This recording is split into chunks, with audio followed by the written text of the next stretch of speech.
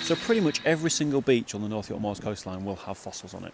If we start in the north, a place like Staithes, we've got rocks that are maybe 200 million years old, deep oceans in the lower Jurassic full of ammonites and marine reptiles and all those kind of creatures. And then as we come further south, essentially the rocks get younger. So by the time we get down to places like Robin Hood's Bay, the rocks are a little bit younger. Further south again to sort of nearer Scarborough, we're into rocks that are middle Jurassic. That's where we find the dinosaur footprints.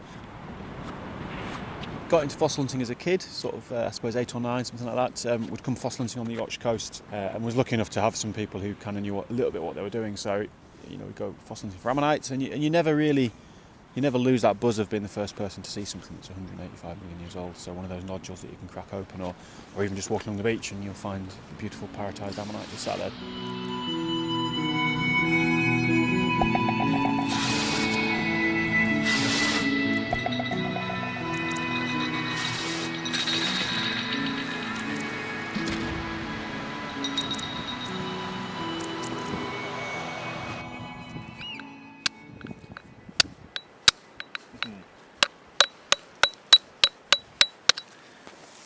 So hopefully there's our first little ammonite of the day. Dactyloceros, probably commune, I think.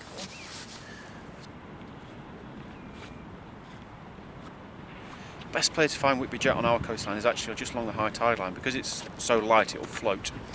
But amazing thing about jet is it's actually fossilised monkey puzzle tree. So this is a 180 million year old monkey puzzle tree, drifted out to sea, sank to the seabed, became a fossil. And this is what's now turned into jewellery in places like Whitby.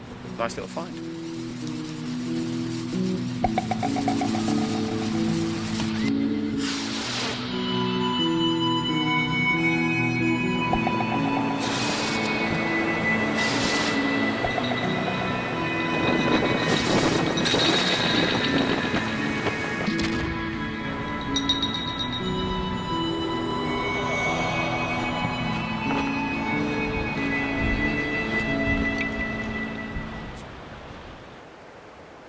So the Yorkshire coast is a great place to study the middle Jurassic rocks of 165 million years ago. We've got loads of evidence all over our beaches. We've got these sandstones with ripples in. That tells us they were formed in rivers. These ripples are asymmetrical, so we even know which way the current was going.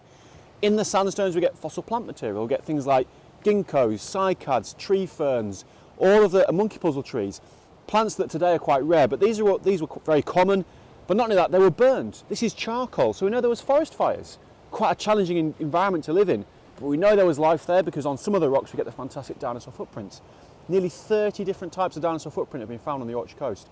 Got some really nice three-toed footprints on here, mainly from meat-eating dinosaurs, so small carnivorous dinosaurs with legs about sort of maybe 40-50 centimetres long, roaming around Yorkshire 165 million years ago.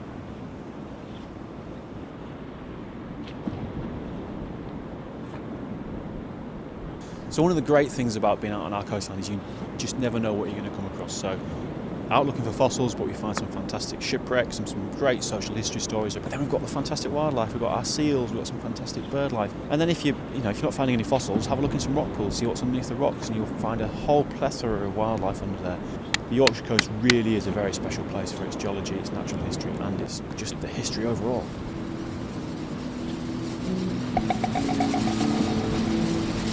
There really are very few places that are as special as this in the UK and further afield.